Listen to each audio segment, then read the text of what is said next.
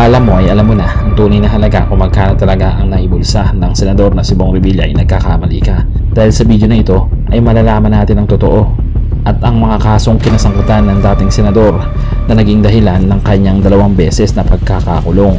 Magagawa niya kaya ulit malusutan at makalaya sa kasong isinampa laban sa kanya. Bago siya masangkot sa milyon-milyong flood control issue sa kasalukuyang taon, ay nasabit muna siya sa napakalaking corruption issue noong unang kanyang termino bilang senador na naging dahilan ng kanyang unang pagkakakulong. Si Bong Revilla ay isang uri ng tao na sinasamba ng masa noon. Pinapalakpakan sa sinihan, mga sigawan sa campaign rally. Ngunit sa isang iglap, ang palakpakan ay napalitan ng mga posas. Paano nga ba napunta sa kulungan ng isang senador na dati ay itinuring na untouchable? Si Bong Revilla ay hindi lang politician. Isa siyang produkto ng kasikatan, anak ng alamat.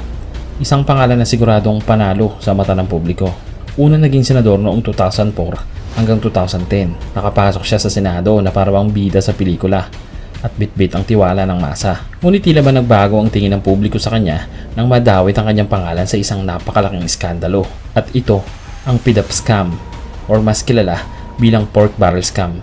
Ang PDAP na mas kilala ng publiko bilang pork barrel ay pondo ng gobyerno na inilaan para sa mga senador at kongresista upang magamit sa mga proyektong pangkaunlaran sa kanilang nasasakupan. Ang mga layunin nito noon ay tulungan ng mahihirap, pondohan ng maliliit na proyekto, bigyan ng kakayahan ng mababatas na tumugon sa lokal na pangangailangan. Sa papel, magaganda ang proyekto.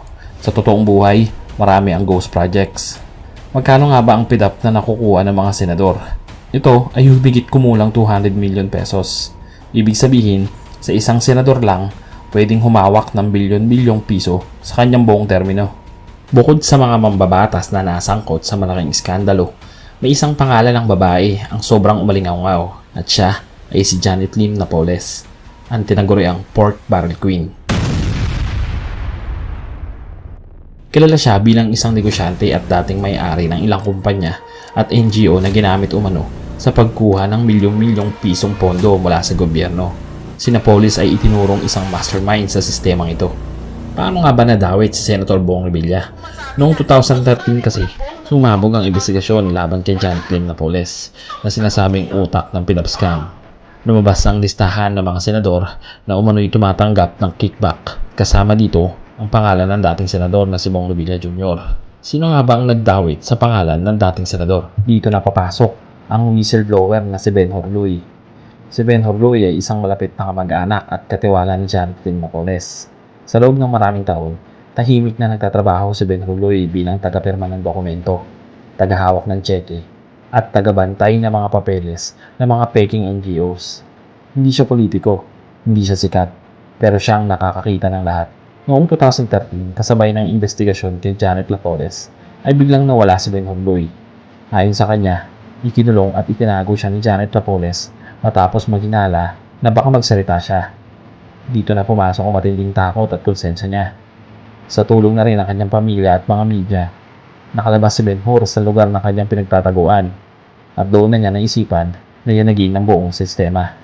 Pagharap ni Ben Hur sa Senate Blue Ribbon Committee, dala niya ang sandata na kinatatakutan ng lahat. Dala niya ang mga dokumento at ang mga tseke na may pirma at lagda ng mga taong sangkot sa anomalya. At doon unang lumabas sa pangalan ng dating senador na si Bong Revilla. Ayon kay Ben Hur, may PDAP allocations di umano si Bong Revilla na dumaan sa peking NGO ni Napoles. Kapalit nito ay malalaking kickback na diretsong papasok sa bulsa ng dating senador.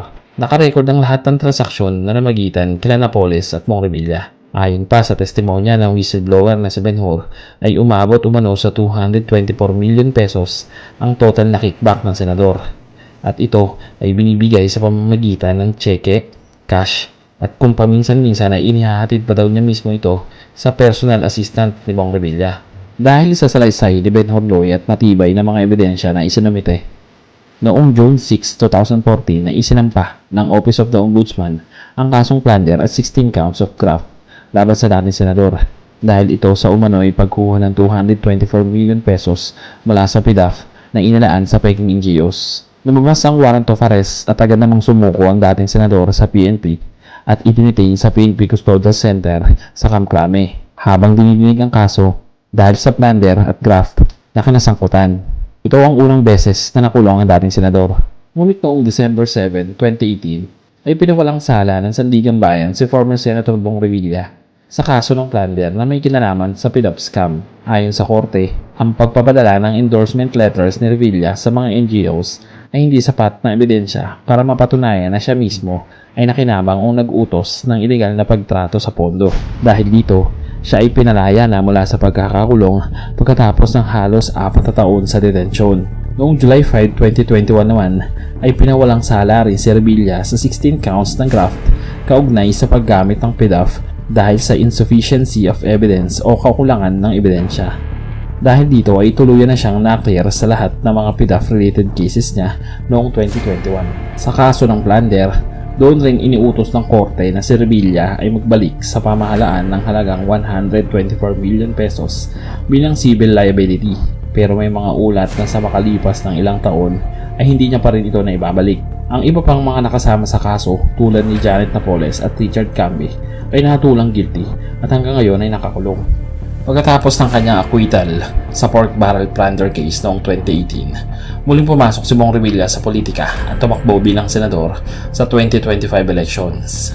Ayon sa kanyang profile, kabilang sa mga ipinangako niya sa kanyang kampanya ang pagbababa ng mga presyo ng bilihin, pagbibigay solusyon sa mga baha, at pagsulong ng mga programa para sa mga magsasaka at mangingisda. Subalit hindi siya nakapasok sa Magic 12 o Top 12 nang pumutok ang flood control issue dahil sa sunod-sunod na pagbaha sa halos buong bansa ay nanggaliti ang taong bayan dahil tila ba walang nagagawa ang gobyerno sa mga problemang kinakaharap ng bansa. Dito na nagsimulang maglabasa ng mga alegasyon laban sa iba't ibang politiko.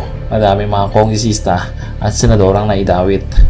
Isa na nga ulit dito ang dating senador na si Bong Revilla. Bago pa man matapos ang taong 2025, ay muling nasa gitna ng legal na usapin ukol sa isang anomalya sa flood control project sa Pandi, Bulacan ang dating senador.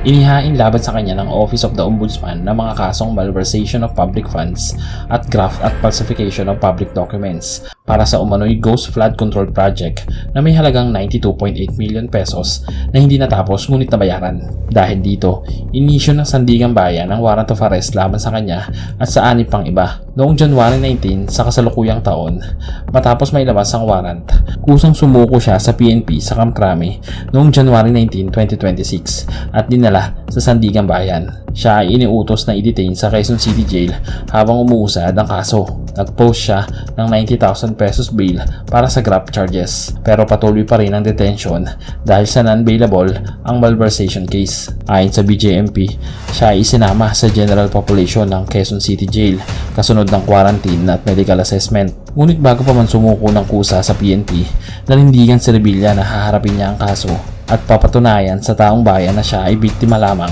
ng pagigipit at sabwatan para sirain ang kanyang pangalan. Kayo mga kakwento, anong paniniwala ninyo? Wala nga ba talagang kasalanan si dating Senador Bong Revilla? Comment down below naman ang inyong sagot.